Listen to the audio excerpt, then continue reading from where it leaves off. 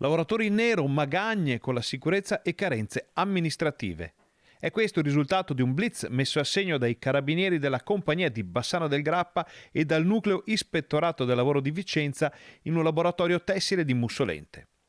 I militari si sono presentati nello stabilimento trovando 14 operai al lavoro, tutti cinesi regolarmente residenti in Italia. Ma 2 di loro erano in nero, dato che mancava la comunicazione di instaurazione del rapporto lavorativo. I carabinieri hanno poi scoperto che c'erano grosse lacune nel rispetto delle norme di sicurezza. Per questo motivo è stata denunciata la titolare dell'azienda, una cittadina cinese di 55 anni, che dovrà provvedere anche alla formazione dei lavoratori e dei loro rappresentanti sul tema della sicurezza. Alla donna è stata appioppata quindi una multa di 10.000 euro per le carenze amministrative e l'attività è stata sospesa a causa della presenza di personale in nero. Per riaprire, la titolare dovrà sborsare altri 13.000 euro.